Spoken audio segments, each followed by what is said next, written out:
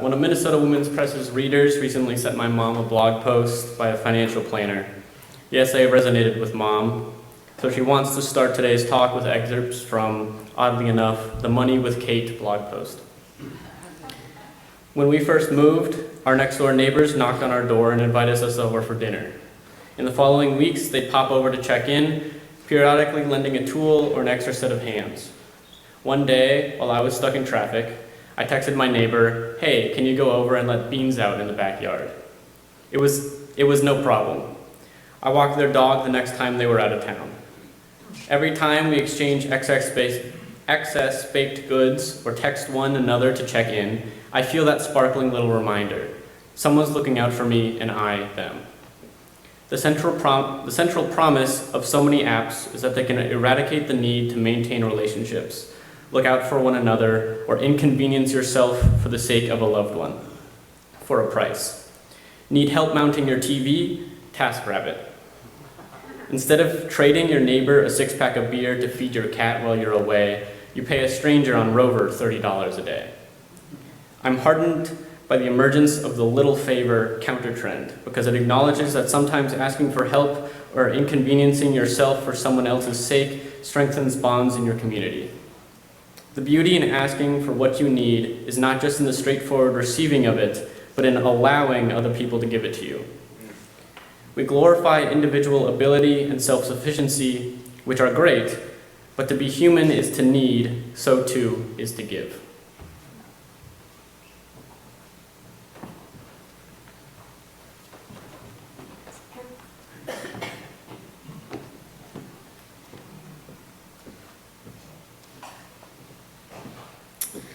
Thank you all for being here today.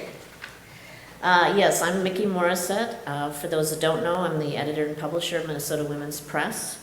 And I've had the honor of speaking. This will be my 10th summer talk here.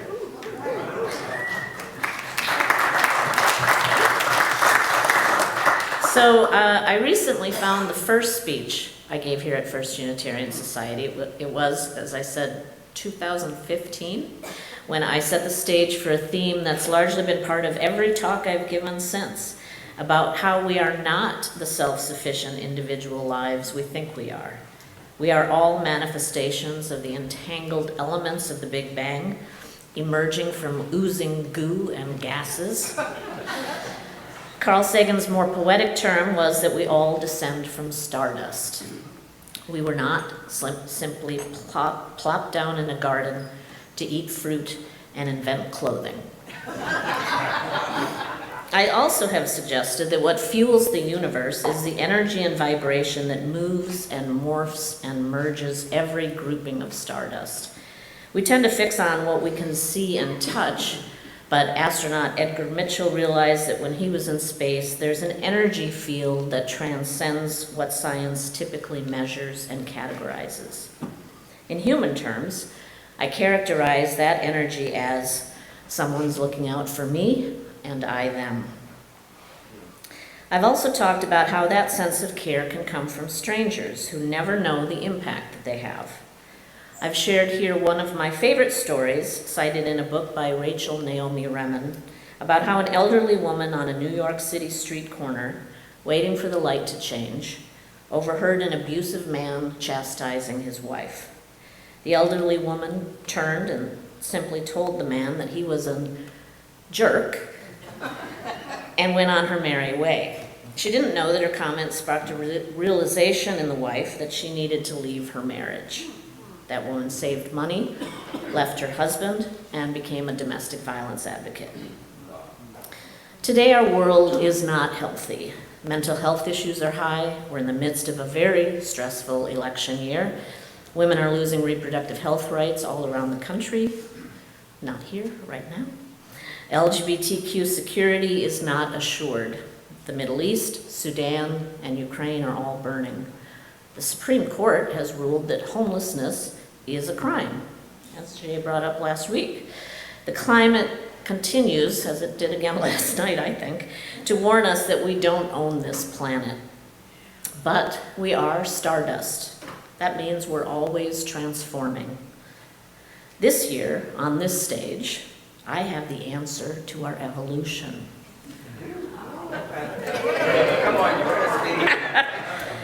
It has something to do with blues music. So hold that thought. This was my house a few months ago. In the great hail damage of August 11th, 2023, I was one of hundreds of homes that have since kept roofing crews busy. The work on mine lasted a few months because I also had insurance money to replace damaged siding. When the crew tore it off, they discovered solid cedar planks from the original house, built more than 100 years ago, that were in good shape. So rather than put new siding on, they restored what was already there, repaired spots that had rot, and overall did a fantastic job transforming my house. It now looks like this. Yay. It's easy for us to recognize the power of tender, loving repair when it comes to material things, that we can transform an existing structure into something stronger without simply tearing it down. It is less easy to remember that people can be transformed in the same way. The energy of a small village, or sometimes just a stranger on a street corner, can apply tender, loving repair to reshape life. There were at least a dozen people working on my house over time. I got to know a crew of 3 fairly well because I hired them to do repair work inside my house to prepare for the Ukrainian family that arrived at my place on July 1st. A fabulous team, by the way, of 15 people from First Unitarian Society, led by Bob Adderholt, is helping that family transform their lives here. It's a great example of how a village forms to give other people a new foothold. I could give a lovely talk about that, but I do have a different focus today. The 3 men in their 30s who worked on the exterior and then interior of my house all had addiction issues. This is not uncommon in that industry. They lived together, worked together, and partied together. One of them was ready to quit that lifestyle. Travis has given me permission to share his story today. Travis grew up sleeping on the floor of a mobile home in Lakeville. He showed me his neighborhood a few weeks ago. He signed up for the Marines at age 17 and experienced hearing loss driving vehicles, which I now know are called 7 tons, to burn pits during the Iraq War. He used drugs to deal with a tumultuous childhood and PTSD from the war, to feel numb from grief, and to feel momentary joy on the emptier weeks when he did not have custody of his young son. Travis lost his dad last year to an opioid overdose, which is also how one of his closest friends died. He was very close to his cousin Sarah, who committed suicide years ago at age 24. Alcoholism is prevalent in his family. His addiction was cocaine.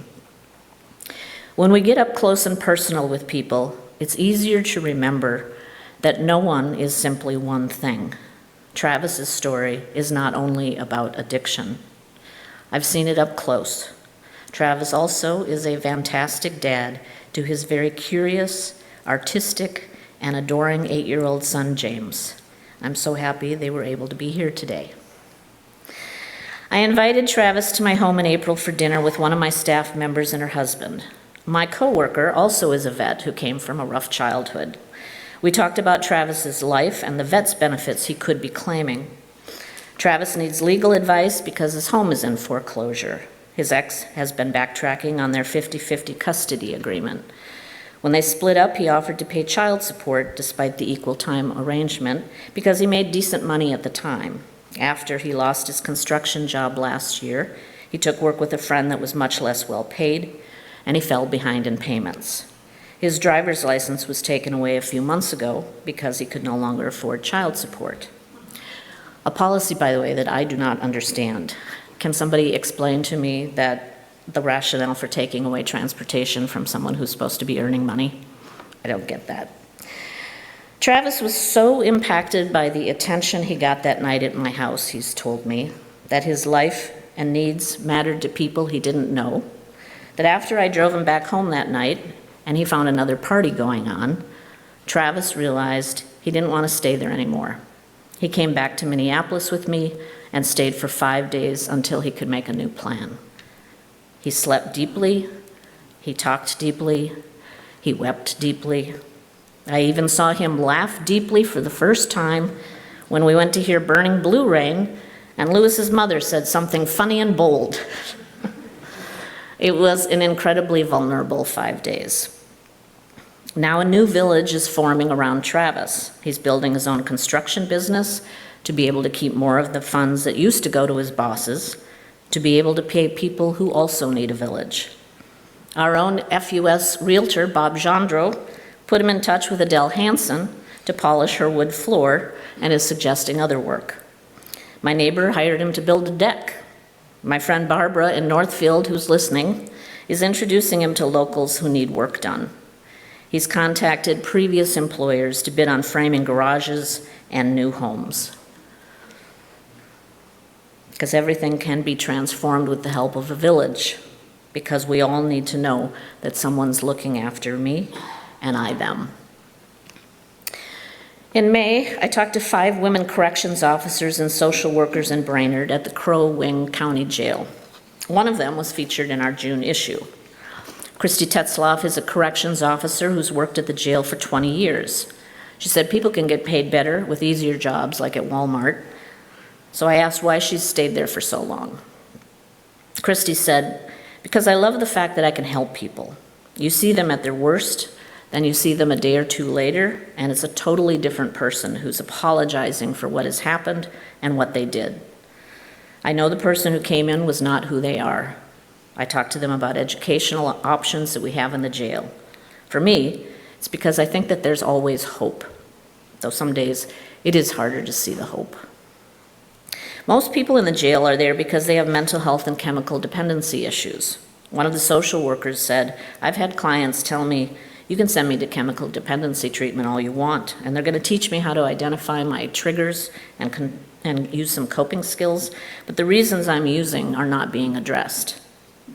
It can take 6 months for someone to move out of jail and into the proper mental health facility because there are no openings. Yet in 2020, Minnesota spent $632 million on the prison system. I recently wrote about the documentary Beyond the Bridge, which offers a deep look at the roots and resilience of realities of homelessness.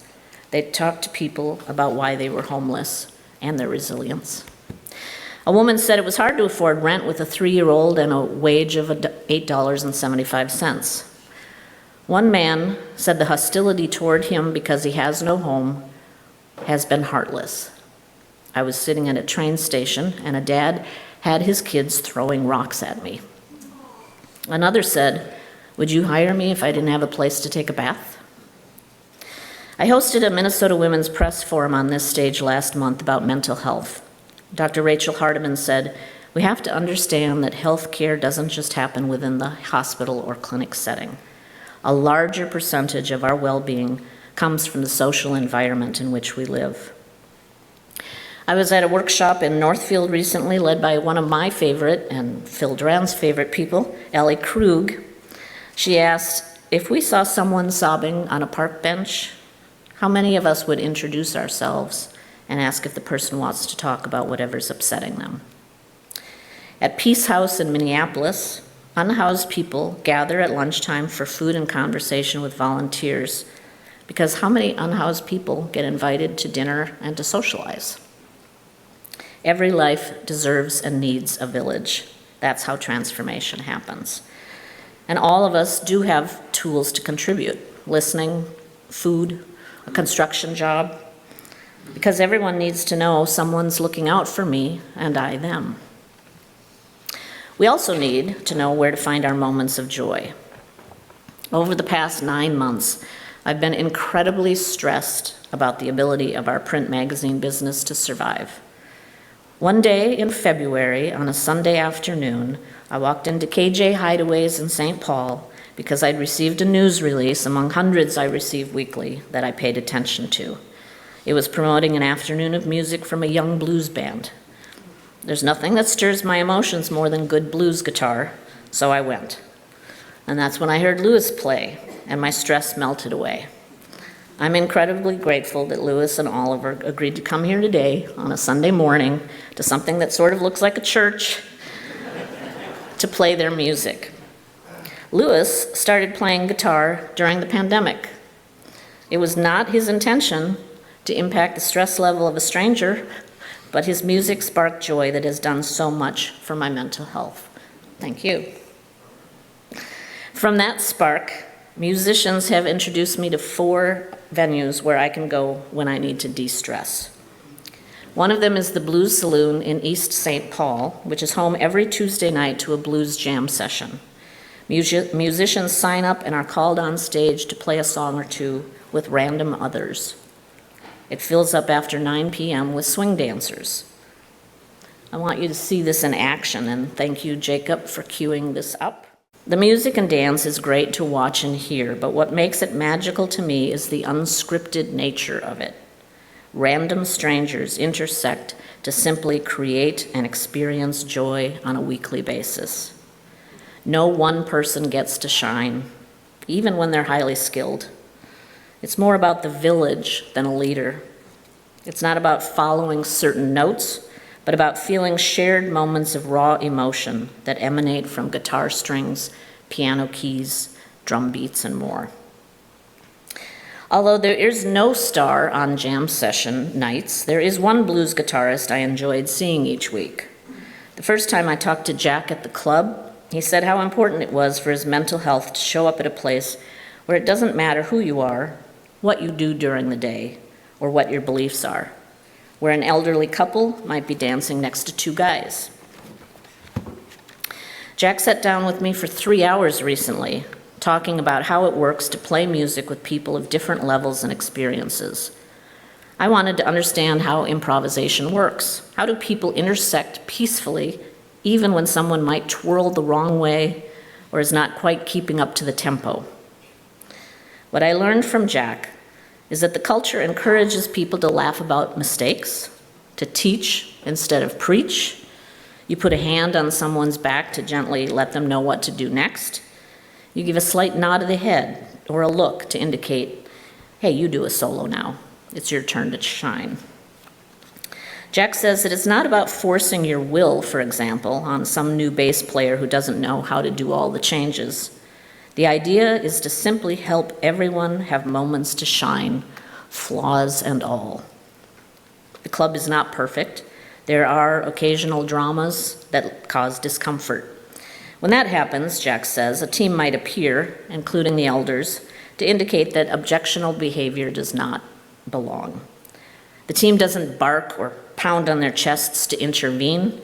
They calmly indicate that in order to be in the community, inclusive and respectful behavior is required. It works because people want to be part of a village, not to be ostracized or locked out. Since Travis is now a good friend of mine, I picked up a book by Sebastian Junger that was recommended to me, Tribe, to better understand the mentality of a different kind of village, people in the military who learn to trust each other. Junger wrote, in combat, soldiers all but ignored differences of race, religion, and politics within their platoon. It's no wonder many of them get so depressed when they come home. Junger wrote about a collective time that I experienced up close. I lived in New York City, a few blocks from the World Trade Center, when it was attacked on September 11th. I saw the dust clouds as the buildings went down. I saw that giant city stand still, strangers huddled around taxicabs, trying to figure out what happened. I saw memorials go up, pictures of loved ones with notes. Have you seen this person? The slow motion of collective grief lasted for months. Junger's research found that New York's suicide rate dropped by 20% in the 6 months following the attacks. The murder rate dropped by 40%. Pharmacists saw no increase in first-time patients filling prescriptions for anti-anxiety and antidepressant medications. In other words, the nature of the collective good, banding together, alleviated many of the symptoms we are increasingly experiencing in an unhealthy world. Junger wrote, "We are not good to each other. Our tribalism is to an extremely narrow group of people, our children, our spouse, maybe our parents. Our society is alienating, cold, mystifying. Our fundamental desire as human beings is to be close to others, and our society does not allow for that. My privilege as a writer is to listen to people's stories. Sometimes I write about addictions and mental health and abusive environments from afar. And I've stood up on this stage for 10 years, essentially talking about how our resilience comes from being part, not apart, from our village. That if we could see that our energy comes from the whole, not the individual, we would have a much healthier world. But I'm going to be honest, I myself am a very protective individual. I avoid conflict, I sidestep pain, I basically avoid intimate relationships when you look someone in the eye and tell your truth. People I interview tell me their truths. I sit in the corner and observe, I take notes. I purposely raised 2 kids on my own, and I'm now an empty nester who misses them. My resilience with business struggles comes from a childhood with 2 supportive parents and the resources they have provided. Travis is extremely grateful that his stepping stone in my house helped him relaunch the future he wants to provide for his son. He says that someday he'll repay me for opening up a door he was so ready to walk through.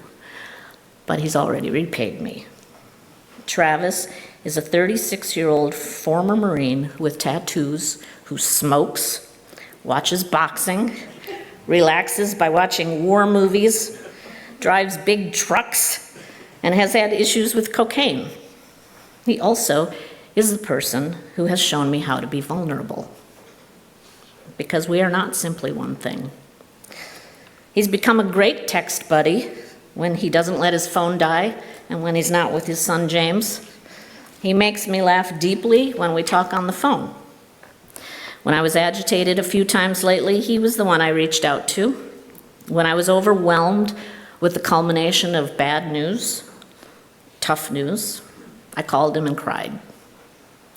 It's a profound gift to have someone you can be your ugly self with. Some people build those trusting relationships easily, and I do not. Everyone needs to know that when we let go for a little while, someone is there, that someone is looking out for me and I them.